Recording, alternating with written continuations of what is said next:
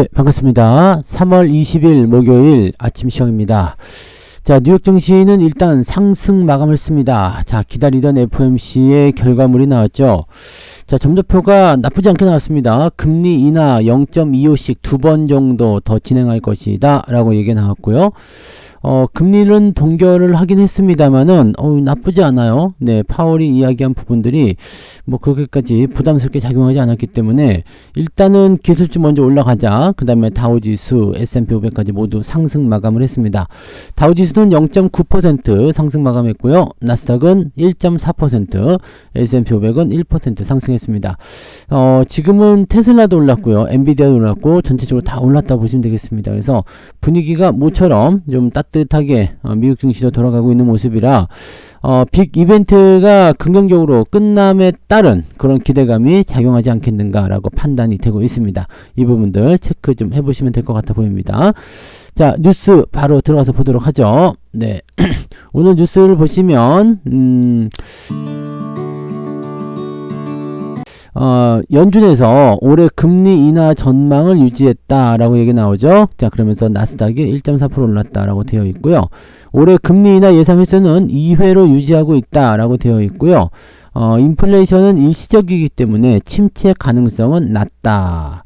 자, 그다음 2026년, 2027년까지 네, 금리를 3%까지 떨어뜨리겠다라고 얘기가 나왔는데 생각보다 조금 뒤쪽으로 밀렸다라는 느낌은 좀 있습니다만 그동안 하고 있었던 네, 금리 인하에 대한 소식은 계속 진행되고 있다고 보시면 될 것 같습니다.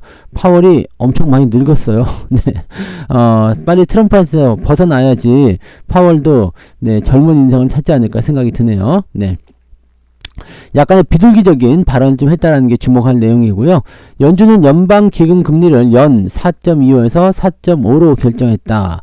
지난 1월에 이어서 2회 연속 동결하고 있다라고 되어 있는 모습인데 금리 인하를 이제 시사를 했기 때문에 5월이나 6월 이 둘 중에 하나는 금리 인하가 될 것이다라고 얘기가 될 수 있겠습니다. 올해 물가 예상치를 높였고요. 성장률 전망치를 낮췄지만 올해 금리 인하 예상 횟수는 기존과 같이 0.25%포인트 진행을 좀 시키겠다. 즉 0.5% 정도 더 내리겠다라고 얘기를 했습니다. GDP 성장률은 2.1에서 1.7로 연말 실업률 예상은 4.3에서 4.4로 조정이 됐다. 자, 실업률이 높아진다라는 것은 경기가 그만큼 안 좋아진다는 얘기가 될 수 있겠죠. 그래서 그런 부분들이라고 생각할 수 있을 것 같아 보이고요. 한 가지 더 볼만한 부분은 지금 애틀랜타 연준에서는 1분기 미국의 실업률이 아니죠. 미국의 경제 성장률을 네, 마이너스 2% 정도로 낮췄죠. 그래서 그런 부분들이 좀 있었던 거. 자, 이게 모두 다 관세 영향이고요. 지금 미국이 조금, 네, 난리 났다라고 생각할 수 있을 정도로 관세에 대한 타격을 제대로 받고 있거든요. 그러니까, 뭐, 과자 한 봉지가, 뭐, 얼마라고 했죠? 네, 계란보다 더 비싸다? 네. 원래 과자는 계란보다 더 비싼 거 아닌가요? 근데 계란도 뭐 비싸다고 하지만 일단 뭐 그런 형태 물가가 계속 올라가서 간식을 끊는데요. 그러니까 감자칩 같은 경우 미국이 굉장히 좋아하는데 그 간식 끊겠다 이런 얘기도 나오죠. 자, 뭐 아무튼 여러 가지 부분에서 일단 관세에 대한 부분들이 스태그플레이션 우려감을 만들어냈었고 또 트럼프 대통령 같은 경우도 네, 어느 정도의 경기 침체는 감안하자. 네, 우리가 모두 인내하면 이길 수 있다. 뭐 이런 식으로 얘기했더라고 하는데 자, 그다지 썩 좋은 건 아니겠죠. 네, 어쨌든 이런 형태의 움직임들이 지금 현재 일부 확인되고 있지만 그래도 예상보다는 비둘기파적인 파월 의장의 기자회견에 환호를 했다. 이렇게 얘기를 하고 있네요. 파월 의장은 FOMC 격례 회의 이후에 이어진 기자회견에서 트럼프 대통령의 관세 정책이 인플레이션에 미치는 영향은 일시적일 것이다. 이렇게 얘기를 했고요. 일단은 인플레이션에 미치는 영향이 있다. 이 부분은 맞는 것 같아요. 그죠? 네, 그렇게 진행을 하고 있는 모습이고, 우리는 금리를 인하 또는 유지할 수 있는 좋은 위치에 놓여 있다라고 얘기했는데, 경제와 관련해서 더 명확한 정보가 나올 때까지 여기서 기다리는 것이 옳다. 이렇게 얘기를 합니다. 인플레이션이 부분적으로는 관세 대응으로 상승하기 시작해 올해 내내 추가 진전이 지연될 수는 있겠다. 관세 때문에 인플레이션이 더 올라갈 것이다 라고 해서 이제 트럼프 돌려까기 같은 느낌이라고 봐야 되겠죠. 네, 그래서 관세 때문에 일단 물가가 올라가는 것은 피할 수가 없다. 그리고 경제는 전반적으로 견고하지만 가계, 기업 조사 결과는 불확실성 증가와 하강 위험에 대한 상당한 우려를 보여준다. 그래서 트럼프에 대한 어떤 불만을 조금 표현을 하고 있는 것이다 라고 얘기를 하는 모습이고요. 양적 긴축 속도 완화 계획이 굉장히 중요했던 것 같아요. 그동안 이제 긴축 정책을 통해 가지고 돈을 좀 걷어들여야 되겠다. 그게 금리 인상 시기에 있었던 이야기 중에 하나잖아요. 아주 옛날 거라서 잊어먹고 계실지 모르겠습니다만, 네, 지금 현재 보면은 현재 매달 최대 250억 달러 국채를 만기 도래시 재투자하지 않는 방식으로 양적 긴축을 진행 중인데, 다음 달부터는 양적 긴축 한도를 매달 50억 달러 줄인다. 여기가 200억 달러 정도의 부분이 여유가 생기게 되는 겁니다. 250억 달러를 50억 달러로 줄이게 되는 거니까요. 그래서 이렇게 되면은 시장에 일단은 유동성 공급 정도로 해석을 할 수 있는 내용이 좀 되겠죠. 그래서 이것이 투자 심리를 자극했다. 자, 미국은 지금 경기 침체라든지 물가 인상 이런 여러 가지 부분들이 숙제로 남아 있기 때문에 여기에서 지금 약달러를 만들어야 되는 뭐라 그럴까요? 숙제 같은 걸 좀 가지고 있거든요. 근데 자, 어떤 식으로 할 것인가 굉장히 궁금했는데 금리를 일단 당장 낮추지는 못할 것 같아 보이죠. 그 다음에 경기 침체를 만들어야지 이제 경기 부양 이런 거 나올 텐데, 긴축 속도의 완화는 유동성 공급으로 해석을 할 수가 있기 때문에 이렇게 돈을 좀 풀기로 나서는구나. 그럼 약달러에 대한 움직임이 조금 나타날 수도 있을 것 같아요. 그렇게 되면 어떻게 될까요? 다른 통화들, 즉 상대 국가들의 통화들은 조금 낮춰지는 형태. 지금 환율이 좀 내려가겠죠. 왜냐면 그쪽 통화는 약달러에 대한 부분들을 봤을 때는 원화 강세 또는 위안화 강세 이런 쪽으로 볼 수가 있겠죠. 그러니까 통화 강세 국면에 가기 때문에 그렇게 되면은 환율이 내려가요. 환율이 내려가면 외국인 투자자들이 미국에서 넘어오게 되죠. 자, 미국 입장에서는 지금 달러 약세의 흐름과 그 다음에 금리 인하까지 가겠다라고 얘기를 하게 된다면 나쁘지 않은데 경기가 괜찮아지려나 보다. 경기 부양 들어가나 보다. 자, 이럴 때는 항상 어디가 유리하다? 위험 자산 쪽이 유리했다라는 식으로 생각이 들 수 있겠죠. 그래서 투자자들의 투심이 조금씩 좋아지는 그런 형태로 갈 것이다 라고 얘기를 하고 있는 모습이 좀 됩니다. 그럼 여기에서 가장 수혜를 받을 수 있는 것들은 이제 금리 인상은 더 이상 없어 라고 얘기가 된다면 은행주나 이런 쪽 금리를 가지고서 수혜를 보는 종목군들은 조금 약세를 보일 수 있겠지만, 기술주 같은 경우나 특히 바이오 같은 종목군들이 수혜를 또 받을 수 있겠죠. 어제 바이오도 많이 떨어졌었는데 바이오 같은 종목군들이 수혜를 입을 수가 있습니다. 왜냐면 돈을 빌려서 사업을 많이 하잖아요. 금융 비용에 어떤 추가적인 지출이 사라지고 오히려 또 부담이 줄어들 수 있다. 이렇게 될 수가 있는 거죠. 자, 운이 좋으면 연방 기금금리 인하로 이어질 수 있는 인플레이션 데이터가 나올 수도 있다. 운이 좋으면인데요. 운이 좋으면 금리 인하가 운이 좋은 소식인가는 모르겠습니다. 그죠? 인플레이션 데이터도 운이 좋은 건가 모르겠습니다. 근데 얘네들 지금 말하는 거 보면은 경기 침체 바라고 있어요. 왜냐면 그걸 통해 가지고 경기 부양 또는 금리 인하 이런 카드를 꺼낼 수가 있게 되거든요. 그러니까 미국의 경기 침체를 얘네들이 원하는 것인가, 이 부분도 한번 생각할 필요는 있을 거예요. 네, 자, 아무튼 좋은 소식으로 전해지면서 기술주가 올랐기 때문에 우리가 연속 상승을 계속 이끌어낼 수도 있을 것 같아 보이죠. 삼성전자나 이런 쪽에서도 반등이 계속 이어지게 된다면 더 좋은 소식이 나올 수도 있을 것이다 보실 수 있겠습니다. 네, 자, 리플이 14%나 폭등을 했네요. 자, SEC, 이게 증권거래위원회죠. 네, 증권거래위원회에서 항소를 포기했다. 리플에 대한 항소를 포기함에 따라서 리플이 한때 14% 이상 폭등하기도 했었다. 지금 비트코인은 85,000달러 정도에서 왔다리 갔다리 하고 있네요. 90,000달러 밑에서 안 올라오나? 네, 코인 같은 부분들은 트럼프를 꽉 믿고 있었는데 더 안 살 거예요 라고 얘기해 버리니까 조금 부담스러웠던 것 같아 보여요. 자, 오전 5시 30분 시점으로 봤을 때 비트코인은 4.5% 급등했네요. 그래서 85,000달러 올라간 게 이거구나. 그 다음에 이더리움도 올랐고요. 리플은 폭등 11% 폭등해서 2.5달러를 기록하고 있다, 이렇게 얘기를 하고 있습니다. 왜 이런 일이 벌어졌냐면 이 증권거래소가 제기한 소송에서 리플이 기관 투자자에게 판 것은 증권에 해당하지만 개인에게 판 것은 증권에 해당하지 않는다 라고 일부 리플에 유리한 판결을 했었고, 이 부분에 대한 것들을 인정해 버렸다 라고 되는 거죠. 암호화폐 친화적인 폴 애킨스가 SEC 그 증권거래소 위원장의 취임함에 따라서 항소를 포기했다. 야, 암호화폐를 또 친화적으로 생각하는 사람이 대장이 되니까, 야, 이렇게 성향 따라가면 안 되는데, 네, 그죠? 사람에 따라가면 안 되는데, 미국이나 우리나 다 사람에 따라가는 것 같아 보입니다. 아무튼, 네. 코인 쪽도 조금 올라가기 시작하면 위험자산 쪽으로의 어떤 기대치들이 계속 또 생길 수 있지 않겠습니까? 그래서 그런 부분들 참고하실 필요는 있겠고요. 네. 자, 그 다음에 또 한번 볼까요? 요즘엔 뭐 레트로가 굉장히 유행하는 것 같아요. 네, 레트로. 요즘에 하긴 뭐 너무나 디지털 쪽으로 달려가니까 그런 부분 좀 있는 것 같아 보이고. 자, 테슬라 4.68%, 루시드 3.8%, 전기차 일제히 랠리를 보였다. 테슬라가 이제 이게 있었죠. 자율주행 전 단계 면허를 획득했고요. 그 다음에 투자사 캔터 피츠제럴드가 투자 등급을 상향했으면서 간만에 5% 가까이 급등했다. 테슬라가 그동안 네, 계속 떨어지는 모습, 뭐 그냥 지옥으로 간다, 나락으로 간다, 뭐 이런 얘기 나오면서 아주 그냥 충격을 안겨줬는데 5% 급등. 자, 근데 이렇게 변동성이 계속 커지는 것은 좋은 건 아닙니다. 변동성이 크다는 것은 그만큼 공방전이 치열하다는 얘기죠.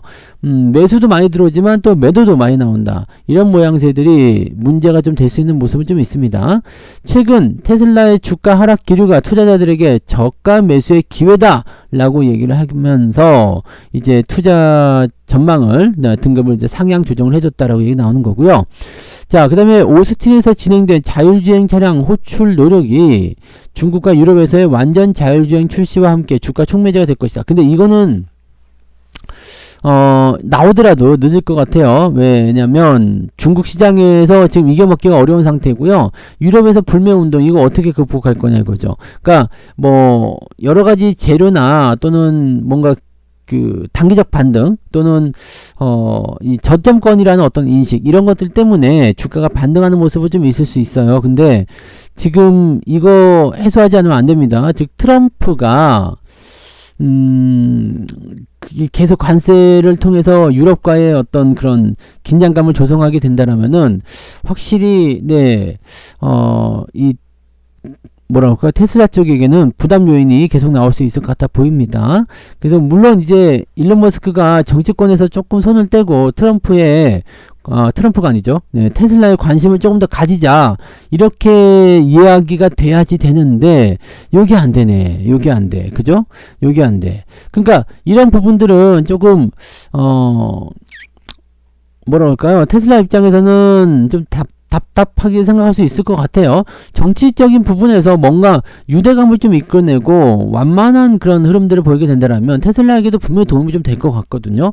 왜냐면 기업의 대표가 상당히 신임을 받는 그런 상황에서 정부의 요직을 가지고 있다. 그러면 이게 주가가 많이 상승할 수 있는 요소가 되거든요. 근데 이걸 전 세계적으로 하게 되면서 네, 불매운동까지 일어난다. 이렇게 돼버리게 되면 오히려 이런 상황들이 그 투자자 입장에서는 악재로 작용될 수밖에 없잖아요. 그러니까 이런 부분들을 좀 해결을 해야지. 지금 얘네들은 뭐 자율주행차 또는 뭐 투자 등급 상향 이런 거는 일시적인 상승 정도로밖에 해석이 될 수밖에 없습니다. 그래서 요 근본적인 문제들을 해결하기 위한 뭔가 요소가 좀 필요할 것 같다 판단이 좀 든단 말이에요. 이 부분 체크를 좀 하셔야 되겠죠.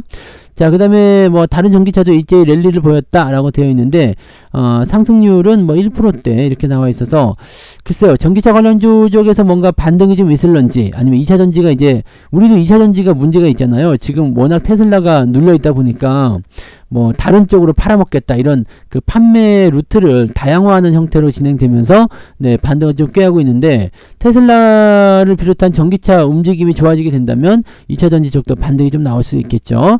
자, 그런 부분도 나올 수 있는지 한번 체크는 해봐야 될 것 같아 보입니다. 네.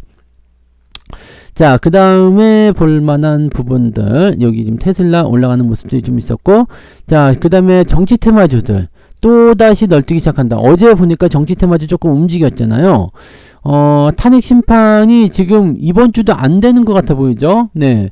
어제 그 선고일 예정이 있어야 되는데 안 나왔어요. 그러니까 헌재에서는 보통 탄핵 심판에 대한 예고를 2, 3일 전에 해주는데 그게 어제까지도 안 나왔기 때문에 이번 주도 넘어갈 것 같다 이런 얘기가 되는 거죠. 그래서 지금 상황으로 본다면은 불확실성이 자꾸 커져가 있는 상태다, 커지고 있는 상태다 이렇게 되어 있죠.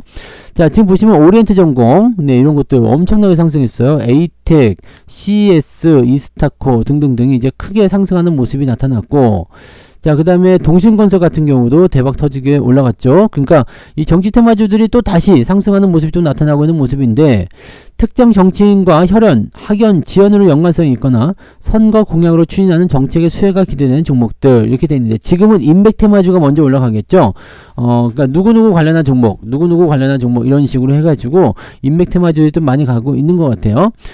지금 뭐 동신건설 같은 경우는 조금 어이가 없는 게, 그죠? 네, 뭐 지역과 관련된 그런 부분이잖아요. 그러니까 이거는 뭐 이런 것들이 너무 많긴 합니다. 네, 뭐 어떤 그 정치인의 고향이 뭐 땡땡 지역이다. 그러면 그 땡땡 지역에 공장이 있다. 그럼 그 주가 올라가는 거야. 그게 테마주의 수준이 그 정도죠. 그러니까 테마주는 일단은 쏠리는 형태가 있기 때문에 그걸 보고서 또 매수가 들어오고 매도가 나가고 이렇게 되잖아요. 그래서 그런 부분들을 이용해서 대응하시면 모르겠습니다만, 네, 그냥 기업의 가치나 상황들을 보면서 투자하시기에는 상당한 애로사항이 있을 것이다 라고 말씀을 드릴 수 있을 것 같아 보입니다.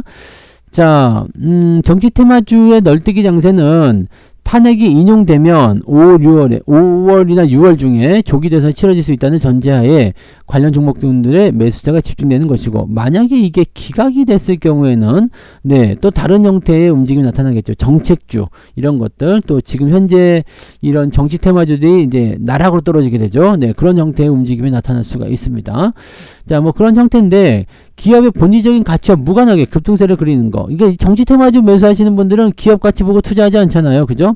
단기적 변동성이나 아니면 특정 후보, 특정 정당, 아니면 정치적 상황 이런 것들에 투자하는 부분들이기 때문에, 자, 정치 테마주에 투자하시려면은 반드시 리스크에 대한 부분을 꼭 생각하셔야 되고, 등락폭이 굉장히 커질 수 있다는 거, 내가 생각한 것과 다른 방향으로 할 수 있다는 거, 이런 부분들을 꼭 생각하셔야 됩니다. 그래서 글쎄요, 일단은 이런 것들이라면은 해칭을 거는 것도 나쁘지 않을 것 같아 보이는데, 요쪽도 좀 사고 저쪽도 좀 사고 이렇게 해야 되지 않을까 생각되는데, 글쎄요.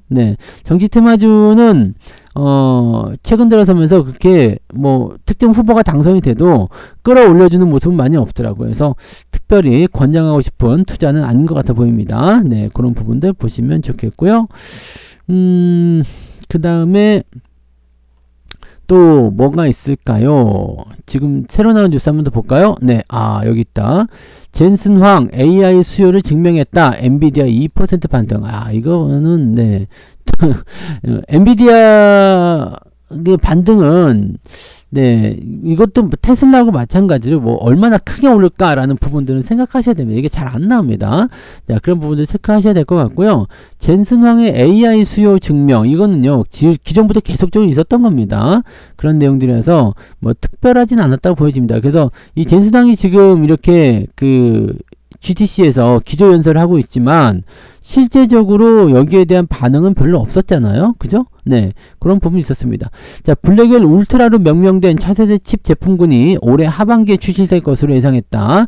그 다음에 차세대 그래픽 처리 장치 베라 루빈이 2026년에 출시될 것이라고 발표했는데, 이 베라 루빈이 아주 의미가 있는 포인트가 될 겁니다. 이 시점이 아마 공급과 수요가 맞아 떨어지는 시점이 되지 않겠는가 생각됩니다. 그래서 최첨단 그 포인트, 가장 최신의 포인트, 물론 그때 되면 또 더 새로운 게 나오긴 하겠습니다만, HBM4가 정식으로 장착이 되면서 속도와 성능 측면에서 매우 강력한 힘을 내는 그 시기가 2026년. 그래서 AI의 어떤 최성수기가 2026년으로 꼽히지 않겠는가. 그쯤 되면 이제 약간 포화되는 상태로 가지 않을까라고 생각을 좀 해봅니다. 아직까지는 그냥 멀었다는 얘기겠죠. 중국의 딥시크 혁신이 오히려 수요를 늘릴 것이다. 최근에 이제 이 삼성전자가 올라오는 이유도 저 딥시크 때문일 수도 있어요. 딥시크 때문에 이 AI 칩 수요가 늘어나게 됐다. 그래서 D램 반도체 또는 메모리 쪽, 레거시 반도체 이런 쪽 전체적으로 반등하는 모습이 일어나게 되니까 1분기 실적이 오히려 좋아진다. 그 다음에 이 D램 가격 또는 이제 낸드 플래시 이쪽 가격도 다 같이 증가하고 있다. 실제적으로 해외 기업들, 뭐 샌디스크 같은 경우도 이미 가격 인상 얘기했고요. 거기 따라가지고 줄줄이 다들 가격 인상을 얘기하고 있기 때문에 지금 상태에서 본다라면 AI 수요가 늘어나고 있는 상태에서 가격까지 증가하기 때문에 반도체 기업들의 실적 상승도 기대를 해볼 수 있을 것 같아 보여요. 그래서 얼마나 더 상승할 수 있을 것인지에 대한 부분들은 아직은 미지수예요. 삼성전자 같은 경우도 뭐 오늘 정도 추가 매수가 더 나오게 된다라면, 추가 상승이 더 나오게 된다라면 주가가 약간 이제 과매수, 그러니까 단기적 상승을 너무 세게 했다. 삼성 올라온 것도 없는데 무슨 과매수냐 하실지 모르지만 그동안 올라온 부분들이 있잖아요. 그런 것들이 이제 작용하게 되면서 이제 상승에 조금 제동이 걸리는 그런 모습이 좀 나타날 수도 있거든요. 그러니까 변화의 부분들은 확실히 만들어지고 있습니다만 이게 개별주처럼 급등을 해버리면 또 안 되거든요. 그러니까 올라갔다 내려갔다 하는 모습들 나올 수 있으니까 완급 조절을 통한 움직임들을 좀 보이시는 게 맞을 것 같아요. 자, 오늘은 어제 내렸던 종목군들이 또 올라올 수 있겠네요. 그죠? 지금 금리에 대한 부분들이 나타났기 때문에 반도체 쪽에도 수혜가 되겠습니다만 바이오 쪽에도 특별한 이슈가 없다라면 반등할 수 있는 기회가 생길 수 있겠죠. 그러니까 어제 떨어진 부분에서 오늘 반등을 조금 만들어줄 수 있는 모습이 나타날 수 있겠고요.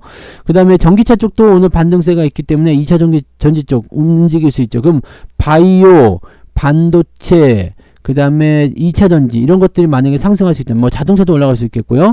이렇게 되고 코인도 좀 올라가고 그러면은 좀 나아지지 않겠어요? 근데 문제는 어떤 쪽에 있을까? 차익 실현이 나올 수 있는 쪽이 있겠죠. 왜냐면 다른 쪽으로 매수를 집어넣어야 된다면 어디선가는 물량이 나와야 되거든요. 왜냐면 지금 시장에는 돈이 많이 들어오지 않았어요. 그냥 있는 돈 가지고 굴려먹는 상황이기 때문에 특정한 업종 쪽으로 돈이 몰려가려면 다른 쪽에서는 피해를 보는 게 있을 겁니다. 걔네들은 누구냐? 많이 올라간 쪽이 될 수도 있다라고 볼 수가 있습니다.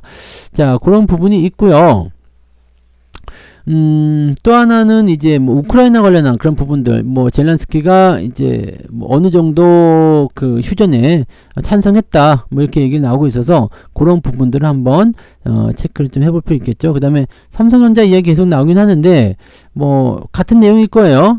지금 삼성전자가 이제 5만 전자 넘어설 것이냐, 뭐 등등 여러 가지 질문을 많이 받았는데 뭐 한 얘기 또 하고 한 얘기 또 하는 것은 뭐 특별한 건 아닌 것 같습니다. 그런 부분이고 일단 뭐 상황은 더 봐야 되겠죠. 상황을 좀 더 봐야 되겠고 이제 수급이 들어오기 시작했다는 거, 모건 스탠리가 이제 좋은 보고서를 얘기했다라는 거에다가 플러스 추가적으로 국내 증권사들도 이제 조금씩 더 목표 주가를 더 올리게 될 것이다 라는 식으로 얘기가 나오고 있어서 조금 더 긍정적인 요소로 살펴볼 필요는 있을 것 같아 보입니다. 뭐 그런 정도로 한번 체크해 보자고요. 자, 오늘은 바이오 쪽에서는 HLB가 또 중요한 시점을 좀 만들 수 있겠죠. 오늘 HLB의 발표가 좀 있어야 될 텐데 그 부분들도 좀 보실 필요가 있는 거고요. 만약에 그거 안 되면 주가가 크게 내릴 수 있습니다. 그래서 그쪽은 리스크가 좀 있고요. 뭐 아무튼 전체적으로는 좋은 분위기 형성될 것 같아 보이긴 합니다. 그래서 특별하게 나쁠 건 없어 보이는데 단기적인 상승을 좀 세게 보였다면 주춤할 수도 있고, 그 다음에 많이 내려간 종목들은 또 미국의 어떤 훈풍을 통해서 반등을 연결해 줄 수 있다. 이 정도 해석하시면 될 것 같습니다. 자, 오늘 여기까지 이야기해도 되겠네요. 그죠? 오늘 시장 분위기 좋았기 때문에 또 빅 이벤트 잘 소화했기 때문에 국내 증시도 상승 출발 기대를 좀 해보고요.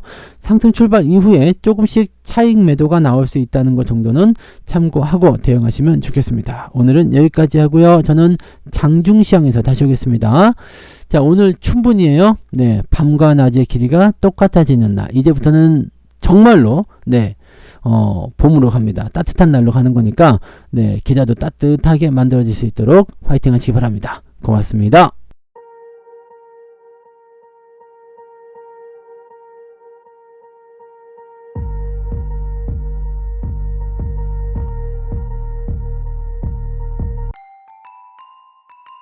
본 방송에서 제공되는 모든 정보는 투자 판단의 참고자료이며 투자의 최종 책임은 본 방송을 이용하는 본인에게 있습니다.